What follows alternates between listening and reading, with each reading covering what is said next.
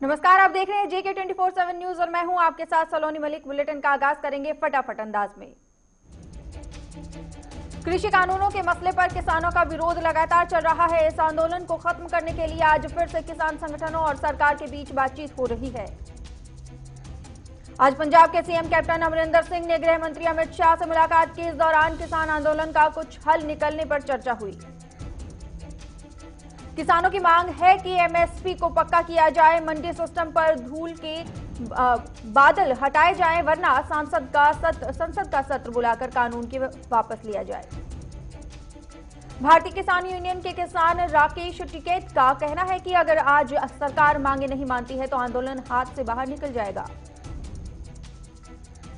कृषि कानूनों के खिलाफ पंजाब और हरियाणा के किसानों को अब गुजरात के किसानों का भी समर्थन मिल रहा है। दिल्ली में गुजरात से काफी संख्या में किसान पहुंच रहे हैं।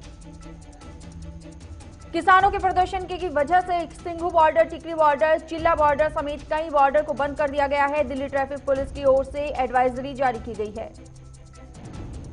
किसान आंदोलन के कारण दिल्ली के दूसरे राज्यों से आने वाले सब्जियों और फलों की सप्लाई बंद कर दी गई है। ऐसे में दिल्ली के भीतर सब्जियों और फलों के भाव आसमान छू रहे हैं। अमित शाह और कैप्टन अमरिंदर सिंह की मुलाकात को लेकर अकाली दल नेता हरसिमरत कौर ने अमरिंदर सिंह पर निशाना साधा है और इसे कैप्टन मोदी के बीच सांठगांठ करार दिया है। पूर्व मुख्यमंत्री वसुंधरा राजे समेत राजस्थान बीजेपी के कई नेताओं ने सांसद हनुमान बेनीवाल के खिलाफ गृह मंत्री अमित शाह और बीजेपी अध्यक्ष जेपी नड्डा को चिट्ठी लिखी है। इन नेताओं का कहना है कि बीजेपी को हनुमान बेनीवाल के नेतृत्व वाली राष्ट्रीय लोकतांत्रिक पार्टी के साथ गठबंधन को जारी रखने की आवश्यकता नहीं है और वो आज भी गठबंधन छोड़ सकते हैं। एमडीएच ग्रुप के मालिक महाशय धर्मपाल गुलाटी का 98 साल की उम्र में निधन हो गया। उन्होंने माता चनन देवी अस्पताल में अंतिम सांस ली। धर्मपाल गुलाटी का पिछले 3 हफ्ते से दिल्ली के एक अस्पताल में इलाज चल रहा था। इसी बीच आज सुबह उन्हें दिल का दौरा पड़ा। उन्होंने सुबह 5:30 बजे के करीब अंतिम सांस ली। महाशय धर्मपाल को पिछले साल पद्म भूषण से सम्मानित किया गया था। उनके निधन पर दिल्ली के मुख्यमंत्री अरविंद केजरीवाल ने दुख जाहिर किया। महाशय धर्मपाल के निधन पर रक्षा मंत्री राजनाथ सिंह ने कहा कि भारत के प्रतिष्ठित कारोबारियों में से एक महाशय धर्मपाल जी के निधन से मुझे दुख की अनुभूति हुई है। हरियाणा के पूर्व मुख्यमंत्री ओम प्रकाश चौटाला कोरोना वायरस से संक्रमित हो गए हैं। उन्हें गुरुग्राम के मेदांता हॉस्पिटल में भर्ती करवाया गया है। महाराष्ट्र सरकार ने राज्य में जाति के आधार पर कॉलोनियां और बस्तियों का नाम हटाने का फैसला किया है। राज्य के सामाजिक न्याय मंत्रालय की ओर से दिए गए प्रस्ताव को कैबिनेट ने मंजूरी दे दी है। लोक जनशक्ति पार्टी के राष्ट्रीय अध्यक्ष चिराग पासवान ने बड़ा निर्णय लेते हुए बिहार की प्रदेश इकाई के साथ सभी जिले कमेटियों को भंग करने का फैसला लिया है। चिराग ने मेन विंग के साथ सभी प्रकोष्ठ को भी भंग कर दिया है। 2 महीने के अंदर नई कमेटियों का गठन किया जाएगा। राजस्थान की राजधानी जयपुर में रामबाग पैलेस के निदेशक और दौसा के पूर्व सांसद महाराज पृथ्वीराज का बुधवार शाम को निधन हो गया। उत्तर प्रदेश में लव जिहाद के खिलाफ कानून बनने के बाद बरेली में इस संबंध में दर्ज किए गए पहले मुकदमे का आरोपी गिरफ्तार कर लिया गया है। उत्तर प्रदेश की 11 और महाराष्ट्र की 5 विधानसभा परिषद सीटों के नतीजे आ जाएंगे। उत्तर प्रदेश में जहां बीजेपी की साख दांव पर है तो वहीं महाराष्ट्र में महाविकास आघाड़ी सरकार की ये पहली अग्नि परीक्षा है। उत्तर प्रदेश में पंचायत चुनाव की तैयारियों की समय सारणी जारी कर दी गई है। समय सारणी के मुताबिक 6 जनवरी तक निर्वाचन क्षेत्र की अंतिम सूची तैयार कर ली जाएगी। सीएम ममता बनर्जी ने ऑक्सफोर्ड यूनियन डिबेटिंग सोसाइटी कार्यक्रम को अंतिम समय में रद्द किए जाने पर तृणमूल कांग्रेस ने बयान जारी करते हुए नाराजगी जताई है।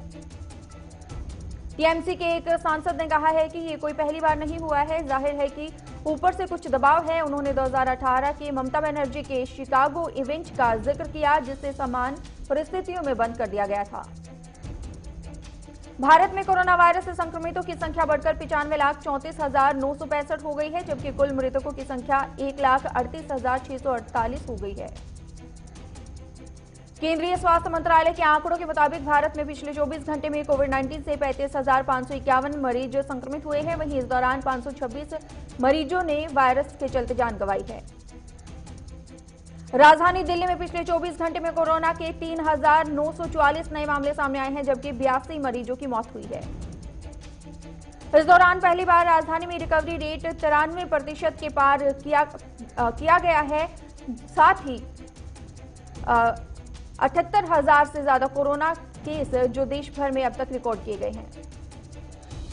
भारत में कोविड-19 की वजह से वैक्सीन खोज का काम अंतिम दौर में है। इसी बीच विदेशी राजनयिकों का एक प्रतिनिधिमंडल 9 दिसंबर को हैदराबाद के कोरोना वैक्सीन सेंटर का दौरा करेगा। बिहार सरकार ने प्राइवेट लैब में आरटी-पीसीआर टेस्टिंग की दरों को 1500 से घटाकर 800 रुपए कर दिया है। साथ ही एंटीजन टेस्ट कराने की दर को भी कम करके अब 500 से घटाकर 250 कर दिया गया है। गुजरात हाई कोर्ट ने यौन शोषण के आरोप में जेल में बंद आसाराम बापू के बेटे नारायण साईं को 10 दिनों के लिए जमानत दे दी है। भोपाल गैस कांड को आज 36 साल हो गए हैं। 1984 में 2 और 3 दिसंबर की रात को हुई जहरीली गैस के रिसाव ने हजारों लोगों की जान ले ली थी। सरकारी आंकड़ों के मुताबिक इस हादसे में मरने वालों की संख्या अधिकतर संख्या 4000 से कम है, लेकिन दावा किया गया है कि इस हादसे में 16000 से ज्यादा लोगों की मौत हो गई थी। यही नहीं, इस खतरनाक गैस का असर अगले कई सालों तक रहा और हादसे के बाद भी यहां के लोगों को खासी दिक्कतों का सामना करना पड़ा। केरल और तमिलनाडु के तटीय इलाकों में चक्रवाती तूफान बुरेवी का खतरा मंडरा रहा है। मौसम विभाग के अनुसार तूफान बुरेवी मन्नार की खाड़ी से होता हुआ आज कन्याकुमारी के पास पहुंच सकता है।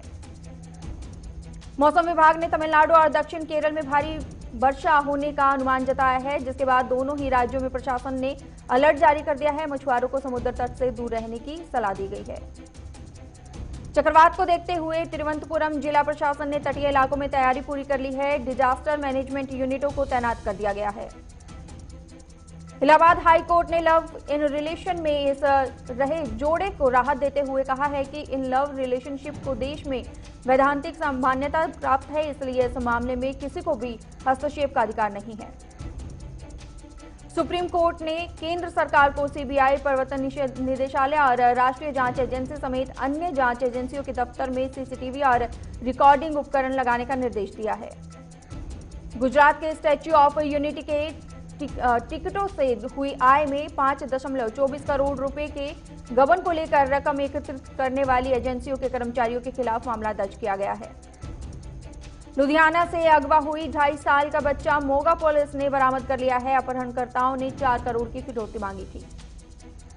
जोधपुर पुलिस ने नाबालिग के साथ दुष्कर्म के आरोप को पकड़ लिया है और शादी का झांसा देकर दुष्कर्म करने का आरोप है। कृषि कानूनों के विरोध में राजस्थान में राजनीति गर्मा गई है। एनएसयूआई ने राज्य के 25 सांसदों के घर के आगे प्रदर्शन कर कृषि कानून वापस लेने की मांग की है। राजापुर में नकली डॉक्टर मरीज का इलाज कर रहा है। स्वास्थ्य विभाग ने नोटिस के बावजूद भी इलाज कर रहा है।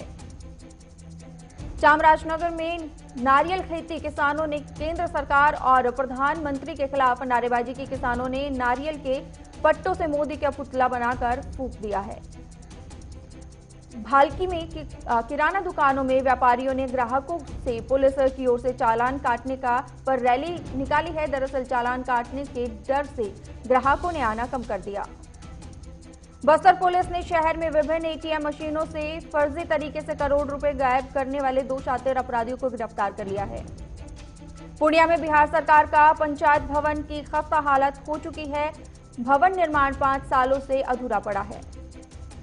मऊ में समाज के सपा के राष्ट्रीय सचिव ने मऊ सदर विधानसभा के बाहुबली विधायक मुख्तार अंसारी के नाम पर निर्दोष सपा के कार्यकर्ता को फंसाने और उसके जमीन को ध्वस्त करने का आरोप लगाया है।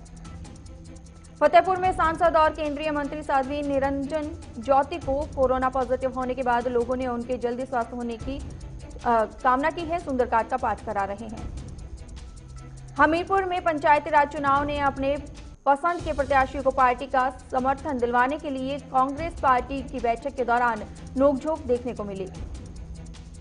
बीजापुर के बीजेपी नेता विजू गौड़ा पाटिल के कर्नाटक स्टेट सीड्स और ऑर्गेनिक सर्टिफिकेशन बोर्ड का अध्यक्ष बनाया गया है। चामराजनगर में नगर सभा अध्यक्ष ने बैठक बुलाई है, जिसमें 31 वार्डों के सदस्य मौजूद रहे और विकास के लिए किसी भी वार्ड में सौतेला व्यवहार न करने का आग्रह किया गया है। हुक्केरी में जल संसाधन मंत्री रमेश जारकीहोली ने विश्वनाथ को मंत्री बनाने का आश्वासन दिया है। कहा है कि अपनी टीम के साथ अन्याय नहीं होने देंगे। हुक्केरी के राज्य के इंडस्ट्रियल मंत्री ने मीडिया पर पलटवार करते हुए विधायक की नाराजगी को लेकर मीडिया पर अफवाह फैलाने का आरोप लगाया है। बेलगाम में राज्य के होम मिनिस्टर ने रिजर्व पुलिस को एनडीए की तर्ज पर ट्रेनिंग दिलाने का आश्वासन दिया है। शाहीबागंज में बीजेपी कार्यकर्ताओं ने एक प्रखंड अध्यक्ष के खिलाफ जोरदार विरोध प्रदर्शन किया है, जिससे बीजेपी मंडल में हड़कंप मच गया है। जालंधर पुलिस ने हथियारों का जखीरा लेकर घूम रहे आरोपी को गिरफ्तार कर लिया है। पुलिस अधिकारी ने कहा है कि आरोपी उन्हें बेचने की फिराक में था। सरिया में महिला सशक्तिकरण और जागरूकता अभियान के तहत एक रैली का आयोजन किया गया। गुरुग्राम में महापंचायत का आयोजन किया गया। इस दौरान निर्णय लिया गया कि अगर सरकार कानून वापस नहीं लेती है तो किसान आंदोलन की हुंकार भरेंगे। जांजगीर चांपा में 10,000 रुपए के लेन देन के लिए युवक की हत्या कर दी गई है। पुलिस ने आरोपी को गिरफ्तार कर लिया है। कांग्रेस नेता रणदीप सुरजेवाला ने कहा है कि केंद्र सरकार को बिना किसी देरी के 3 काले कानूनों को निलंबित करना चाहिए और पीएम मोदी को प्रदर्शनकारी किसानों से सीधे वार्ता करनी चाहिए। देवघर में मतदाताओं को जागरूक करने के लिए नुक्कड़ नाटक टीम को उपायुक्त ने रवाना किया है। साथ ही उन्होंने लोगों से भारी संख्या में मतदान करने की अपील की है। जमशेदपुर में जिला प्रशासन ने अतिक्रमण के खिलाफ अभियान चलाया है, जिसका कई दुकानदारों ने विरोध किया है। जमशेदपुर पुलिस ने 2 चोरों को पकड़ लिया है। पुलिस ने 10 लाख से ज्यादा की नकदी और आभूषण बरामद किए हैं। छत्तीसगढ़ के गृह मंत्री ताम्रध्वज साहू ने पुलिस अधिकारियों की बैठक ली और पुलिस जवानों को तनाव मुक्त रहने की सलाह दी। सिद्धार्थनगर में बारात से लौट रहे बारातियों और स्थानीय लोगों में कहासुनी के बाद लोगों ने बस पर पथराव किया और शीशे तोड़ दिए। पुलिस ने अज्ञात लोगों के खिलाफ मामला दर्ज कर लिया है। हरियाणा सरकार सभी सरकारी स्कूलों में 1 अप्रैल 2021 से शुरू होने वाले सत्र में स्कूली पाठ्यक्रम में योग को शामिल करने के लिए पूरी तैयारी कर रही है। जम्मू कश्मीर के उपराज्यपाल मनोज सिन्हा ने कहा है कि पीएम मोदी और गृह मंत्री अमित शाह ने जम्मू कश्मीर का एलजी बनाकर जो भरोसा किया है वो पूरी जिम्मेदारी से निभाने का प्रयास करेंगे। हरियाणा के सीएम मनोहर लाल ने सिंचाई विभाग के अधिकारियों को निर्देश दिए हैं कि कृषि भूमि के जलभराव क्षेत्र को चिन्हित किया जाए। सेंसेक्स 284 अंकों की तेजी के साथ 44,902 पर खुला, जबकि निफ्टी 2 अंकों की तेजी के साथ 13,215 पर कारोबार कर रहा है। एक बार फिर से पेट्रोल डीजल के दामों में बढ़ोतरी हुई है। पेट्रोल 17 पैसे और डीजल 19 पैसे प्रति लीटर महंगा हुआ है। फॉर्च्यूनर इंडिया ने देश की 500 दिग्गज कंपनियों की लिस्ट जारी की है। इस सूची में मुकेश अंबानी की अगुवाई वाली रिलायंस इंडस्ट्री टॉप पर रही। बीपीसीएल की केंद्र सरकार की 52.98% हिस्सेदारी खरीदने के लिए 3 कंपनियों ने बोलियां लगाई है। पहले चरण के लिए चुनी गई कंपनियां अब फाइनेंशियल बिड लगाएंगी। कोरोना संकट के बीच रेटिंग एजेंसी मूडीज ने कहा है कि अगले साल भारतीय कंपनियों के लिए परिस्थितियां बेहद हो सकती है। एनटी ग्रुप कंपनी पेटीएम ने अपनी हिस्सेदारी बेचने की योजना बना ली है। जानकारी के मुताबिक एनटी ग्रुप जल्द ही पेटीएम की अपनी 30% हिस्सेदारी बेच देगी।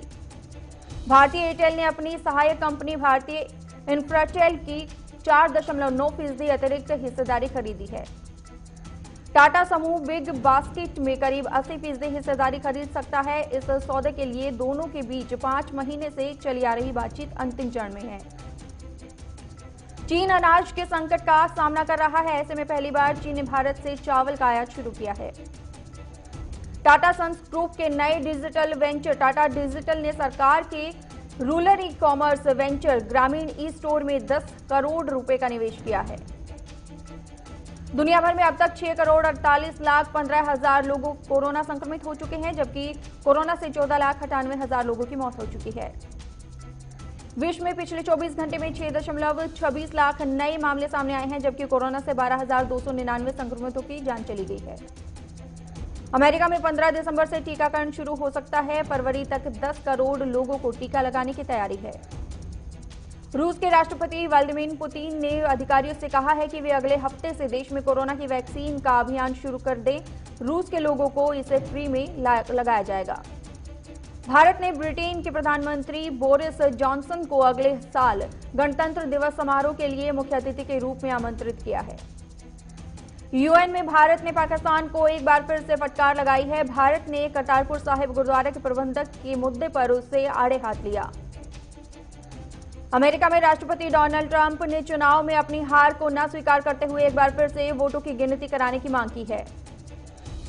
कोर्ट ने ट्रंप प्रशासन की ओर से प्रस्तावित 2 H-1B वीजा नियमों पर रोक लगा दी है। ये प्रस्ताव विदेश कर्मचारियों को नियुक्त करने की अमेरिकी कंपनियों की क्षमता को बाधित करते हुए। फ्रांस के पूर्व राष्ट्रपति वैलेरी का 94 साल की से कोरोना की वजह से निधन हो गया। वे 1974 के 1981 तक राष्ट्रपति रहे। पाकिस्तान के पूर्व प्रधानमंत्री मीरा जफरुल्लाह खान जमाली का 76 साल की उम्र में निधन हो गया। प्रधानमंत्री इमरान खान ने उनके निधन पर दुख जताया। एनसीबी में मुंबई में एक और एनडीपीएस कोर्ट ने कॉमेडियन भारती सिंह और उनके पति हर्ष लिम्बाचिया की ड्रग्स मामले में जमानत को रद्द करने का अनुरोध किया है। अभिनेता शेखर सुमन का कहना है कि वो सुशांत सिंह राजपूत मौत मामले में अब किसी चमत्कार का ही इंतजार कर रहे हैं और उनके पास जो चीज बची है वो है प्रार्थना। कंगना रनौत ने ट्विटर पर हिमांशी खुराना को ब्लॉक कर दिया है। बता दें कि कंगना ने किसान आंदोलन के खिलाफ ट्वीट किया था, जिसके बाद हिमांशी खुराना ने कंगना पर तंज कसा था। सलमान खान इसाबेल कैफ के नए गाने को देख काफी खुश हुए हैं। सलमान खान ने कैफ का वीडियो शेयर कर उन्हें बधाई दी है। कविता कौशिक ने रियलिटी शो बिग बॉस 14 में अपने प्रतियोगी साथी रुबीना दिलेख के साथ विवाद के बाद बिग बॉस घर छोड़ दिया है। भारत और ऑस्ट्रेलिया के बीच 3 T20 मैचों की सीरीज का पहला मुकाबला 4 दिसंबर को कैनबरा में खेला जाएगा। बीसीसीआई अध्यक्ष सौरव गांगुली और सचिव जय शाह के कार्यालय पर 9 दिसंबर को फैसला होगा। सुप्रीम कोर्ट की 3 सदस्यीय पीठ मामले की अंतिम सुनवाई करेगी। ग्लेन मैक्सवेल के स्विच हिट को लेकर बवाल हो गया है, जिसके बाद आईसीसी के पूर्व अंपायर ने मैक्सवेल का बचाव करते हुए मैक्सवेल का स्विच हिट नियमों के खिलाफ नहीं है। इंग्लैंड के स्टार बल्लेबाज डेविड मलान ने T20 रेटिंग में सबसे ज्यादा रेटिंग लाकर इतिहास रचा है। मलान 915 पॉइंट के साथ T20 बल्लेबाजी रेटिंग के पहले स्थान पर हैं। नवीन उल हक ने शाहिद अफरीदी के ट्वीट पर पलटवार करते हुए सम्मान चाहते हो तो करना भी सीखो।